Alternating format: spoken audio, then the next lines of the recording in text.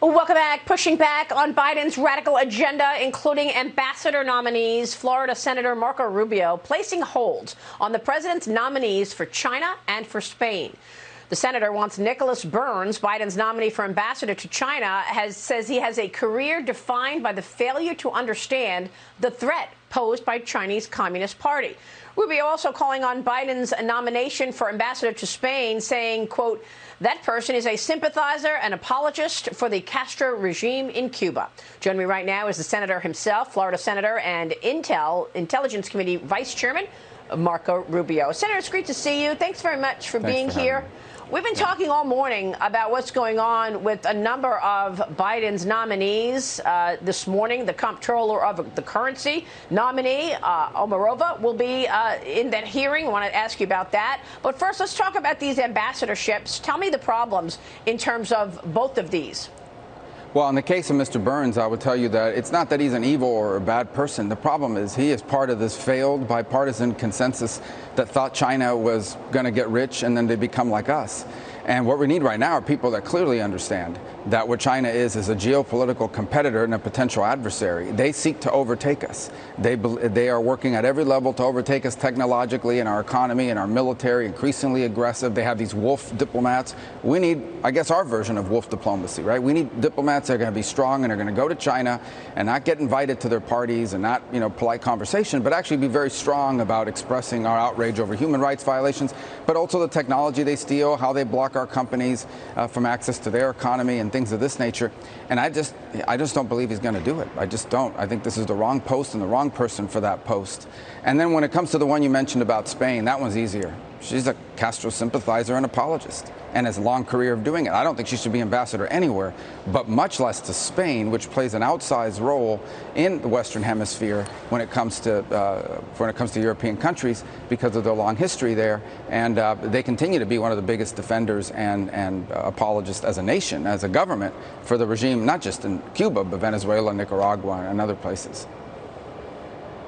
Well, I don't understand any of this, Senator. I mean, who is making these decisions? Who is driving this agenda?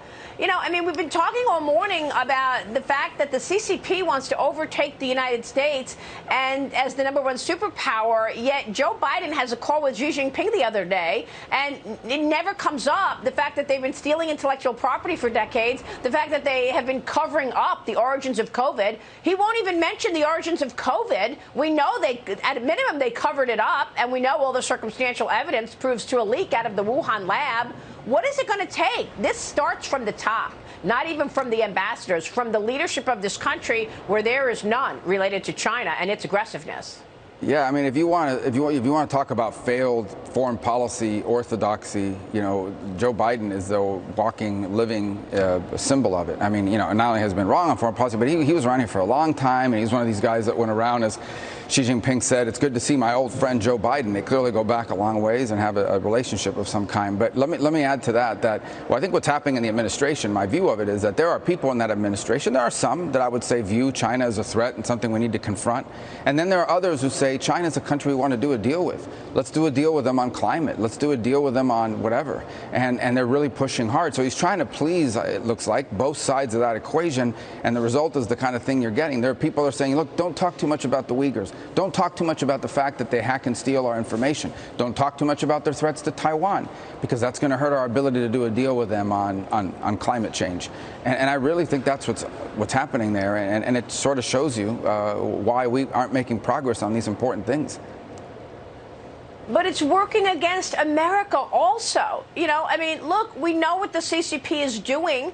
We've got human rights abuses, the theft of intellectual property, the invading of countries, throwing freedom fighters in jail in Hong Kong.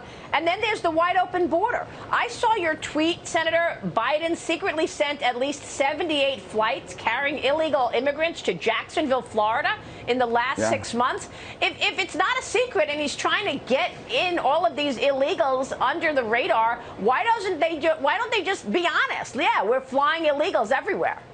Because it's unpopular and they don't want to admit to it. That's why. And that's why they do it in the darkness of night on these charter flights without advising local authorities. And that's the ones we know of, by the way. I mean, that wasn't me who's saying it. It was a local media outlet down there that found it and just looked at the last 6 months. There's more flights than that. They're probably still ongoing. And they haven't notified anyone. They haven't talked to anybody about it. And the reason why they're hiding it is because they know if you told most people, okay, I don't care where you go in this country, you can go to the most liberal city in America and you ask them, are you okay with us dumping 78 plane full of illegal immigrants that just arrived into your city? The answer would be no. It would be deeply unpopular from San Francisco to anywhere in the Deep South. And that's why they don't want to talk about it. But that's what they're doing. And by the way, you know, for all these people, they're prepared to fire pilots. They're prepared to fire National Guardsmen. They're prepared to fire soldiers that aren't vaccinated. How many of those migrants before they dropped them off did they vaccinate? I guarantee you the number is zero. Terrible. Yeah, terrible. Meanwhile, your state is soaring because of the freedom and liberties in Florida. What's the impact, though, of Cuba? I mean, you held a press conference earlier this week following another round of protests in Cuba. You said that the Cuban regime is working with Putin advisors to launch informational warfare in response to the protests. Tell us more. Yeah, there's no doubt. I mean, look, the Cuban regime is very good at repression. It's the one thing they do very well. They don't know how to manage an economy. They don't know how to provide for their people, but they know how to put down protests. And so what they did is they mobilized, if you think about it, the army, angry mobs of communists to sort of harass and go after these activists. By the way, these activists are intellectuals, poets, artists. I mean, it's not a guerrilla group. And but I think they failed because what they did is they revealed in their reaction, they proved their critics right. And my real question is today when President Biden meets or talks to Obrador from Mexico, is he going to ask him, how can you possibly continue to defend a regime that does this kind of thing? And obviously, you know, Obrador has a long history of defending leftist elements around the world. But I wish we would put more diplomatic pressure on that front. And I wish this administration would make a priority to do what I've called for, what my bills called for, and what the amendment I passed in the Senate calls for. And that is providing internet inside of Cuba in key places at key moments. It would have been great to have full internet, unfettered access on Monday when those protests were supposed to be happening, so people could be talking to each other and sending images out about the repression. Even with all that, they did, but it would have been a lot better had they had that access and we had that capability. It's just not a priority for an administration that is populated by people who frankly sympathize with the regime and with any far left element in Latin America. Unbelievable. You've also done a lot of work in terms of it not investing in Chinese companies tied to the Chinese military. Real quick, Senator, before you go, is he going to get his Build Back Better agenda passed? Well, I don't know what's going to happen in the House. I call it's Build Back Socialism. What it basically is, it's codifying socialism into our law. And the number and the dollars assigned to it are a lot. But the big problem is not just the money, it's what it does. For example, they will take over pre-K in America, and you will not see any churches be able to provide pre-K, much less teach religion. That's just the tip of the iceberg. It's a terrible bill. I don't know what will pass in the House. I'll do everything I can to stop it. It will be devastating for our country. Wow. Senator, great to have you this morning. Please come back soon. Senator Marco Rubio in D.C. We'll be right back.